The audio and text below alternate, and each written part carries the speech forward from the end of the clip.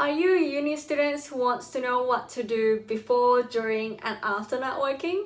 Today, you're going to know how you can network when you're still studying because I'm going to tell you how I did it back then and we're starting right now.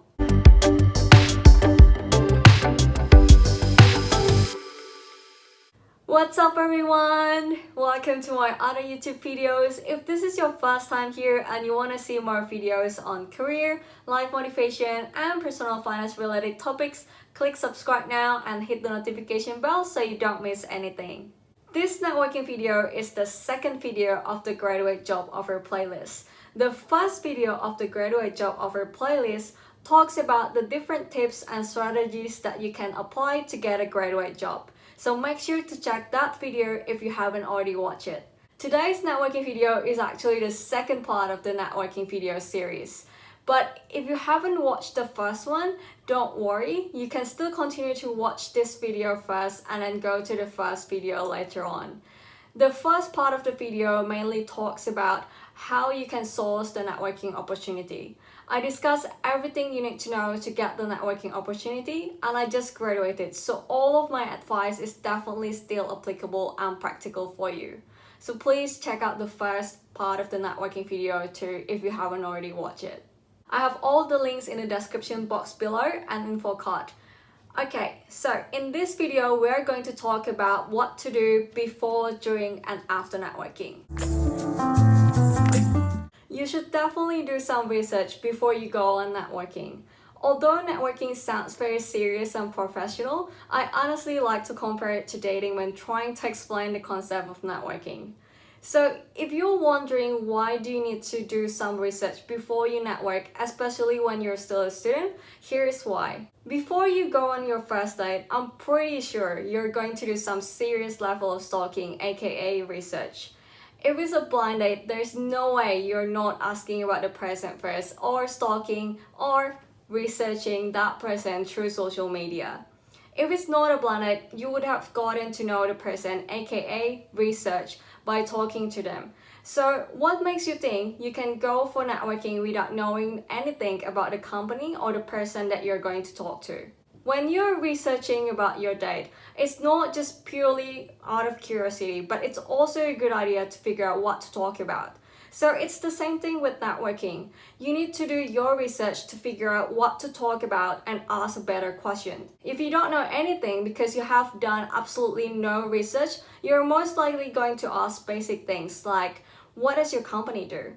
First of all, some people may get annoyed because they think you should have known about it because you can easily Google it. Second of all, you're not only wasting that person's time, you're also missing out the opportunity to ask better questions. What I meant by asking better questions is that questions that you can't find the answers on the internet. Research is very important, especially when you're still studying, because when you're a student, you're most likely going to have little industry knowledge unless you have been reading a lot and following the news. If you're going for a one-on-one networking, which is usually obtained by proactively reaching out to people, I would recommend to also prepare a few questions that you can ask during the networking to avoid awkward silences. If you're wondering what I meant by proactively reaching out to people for networking, please refer to the first part of the networking video. Another thing that will be good for you to do before you go on networking is to figure out what to wear in advance, especially if this is your first time going for networking. I know it sounds simple and quite obvious, but the way you present yourself is very important. Again, let's go back to the dating analogy. Some of you probably buy a new dress to go out for a date or try hundreds of different outfits before to go on a date to figure out which one presents the best version of yourself. So why wouldn't you put as much effort into networking? It's the start of your professional career here we're talking about. By the way, if you like this kind of video, please click the like button and leave a comment. So I'll add more videos like this into the playlist. If you have been watching me from my first video, you're probably sick of hearing me saying this, but I'm a very new YouTuber. This video marks the third week of me creating content, so I don't know what people like and expect to hear from me yet. That's why I would really appreciate your likes and comments. Before we proceed, you need to understand the nature of networking for students first. When you're still a student, networking is more like an informational interview. It's not going to be, I give you this, you give me that type of relationship yet, because you don't have much to offer at this stage of life.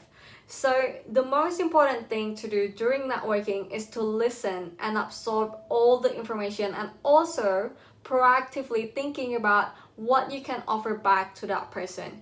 Yes, I'm aware that I just said this is more like an informational interview, but proactively thinking how you can create value to the person you're talking to is very important, and you'll understand why when I discuss what you need to do after the networking. But most of the time, what you do during the networking is just following a pretty common social convention.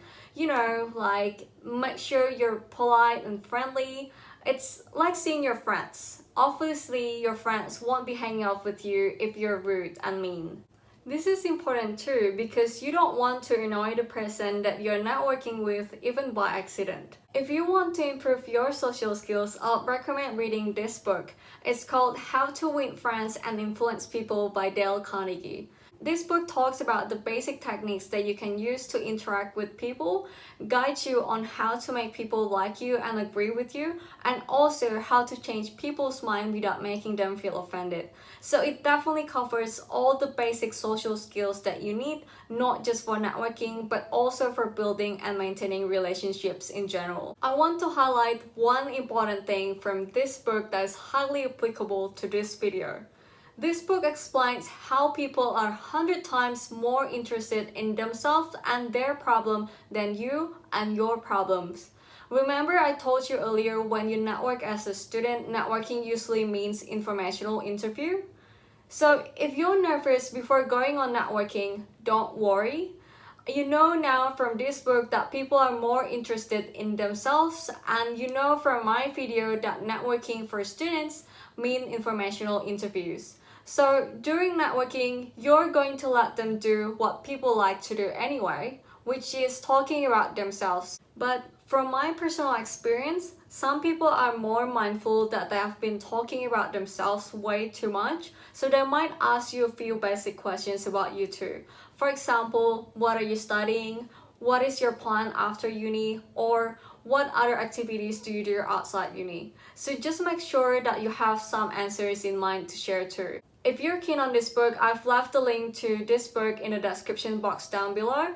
I think this is one of the best personal development books that I've read, and this book has been in a lot of people's recommended lists and a must read. So I wouldn't be surprised if you find this book awesome and start recommending it to your friends too. Please do not forget to send a thank you message after networking. As you're probably aware by now, this kind of networking is not really a mutually beneficial relationship. So it's very important to say thank you. Even when it's a mutually beneficial relationship, there's nothing wrong with saying thank you and appreciating someone's time. Although I have mentioned a few times that students are most likely going to be the one benefited from this networking, we don't really want this kind of relationship. Networking is meant to be a two-way relationship where you're giving and receiving. So if you could recall anything that you can help them with, that would be really great. Help in here doesn't mean that you need to be working really hard to find a solution to a very difficult question. It could just be as simple as sending an informative or helpful article to follow up the conversation, or simply offering to be of help in case there's anything you could support them with in the future. Since people are aware that you're still studying, people aren't going to expect much from you. That's why your proactivity in creating value for them is going to leave a great impression. This last tip is very important, so please remember it. Proactivity does give you a distinction from other students. If you remember it from my first video of the graduate job offer playlist, I mentioned that the key to getting a graduate job is to stand out from the crowd.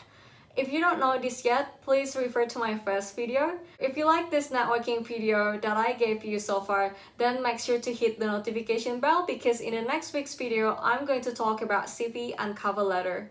In the meantime, while you're waiting for the video to release, make sure to check these two videos right here.